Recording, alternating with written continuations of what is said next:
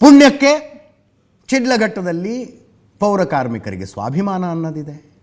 ಬಂದು ಪ್ರತಿಭಟನೆ ಕೂತ್ಕೊಂಡ್ರವರು.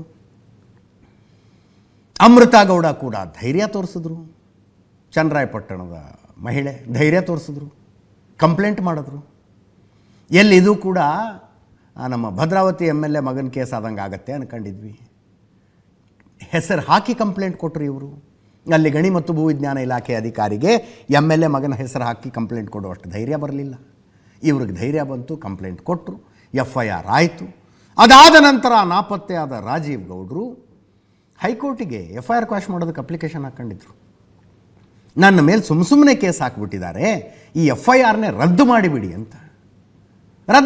ಅಂತ ಹೈಕೋರ್ಟ್ ಪೀಠ ಮಂಗಳಾರತಿ ಹತ್ತು ವಾಪಸ್ ಕಳಿಸ್ತು. ಎಲ್ಲ ಲೀಡರ್ಸ ನೀವೆಲ್ಲ ಅಂತ. ಅದಾದ ಮೇಲೆ ಸ್ಥಳೀಯ ನ್ಯಾಯಾಲಯಕ್ಕೆ ಬಂದು ಆ್ಯಂಟಿಸಿಪೇಟ್ರಿ ಬೇಲಿಗೆ ಅಪ್ಲಿಕೇಶನ್ ಹಾಕ್ಕೊಂಡ್ರು. ಹೈಕೋರ್ಟ್ ಹಾಗೆಲ್ಲ ಕಮೆಂಟ್ ಮಾಡಿದ ಮೇಲೆ ಸ್ಥಳೀಯ ನ್ಯಾಯಾಲಯಗಳು ಆ್ಯಂಟಿಸಿಪೇಟ್ರಿ ಬೇಲ್ ಕೊಡೋದಕ್ಕೆ ಯೋಚನೆ ಮಾಡ್ತವೆ. ಆ್ಯಂಟಿಸಿಪೇಟ್ರಿ ಬೇಲ್ ಸಿಗಲಿಲ್ಲ.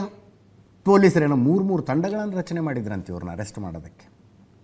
3 ತಂಡಗಳನ್ನು ರಚನೆ ಮಾಡಿ ಹುಡುಕಿದ್ರಂತೆ. ಅಂತೂ ಇಂತೂ ಕೇರಳ ಬಾರ್ಡರ್ನಲ್ಲಿ ಸಾಹೇಬರು ಸಿಕ್ಕರಂತೆ. ಈಗ ಕರ್ಕೊಂಡು ಬರ್ತಾ ಇದ್ದಾರೆ. ಹಾಕಿರುವ ಸೆಕ್ಷನ್ಗಳಿಗೆ ಬೇಲು ಇಲ್ಲೇ ಆಗತ್ತೋ ಏನೋ 4 ದಿವಸನಾದರೂ ಜೈಲಿನಲ್ಲಿರಬೇಕಾದ ಪರಿಸ್ಥಿತಿ ಬರುತ್ತೋ, we don't know. As and when update ಬರುತ್ತೆ ಹಂಗೆ ಹೇಳ್ತೀವಿ ನಿಮಗೆ.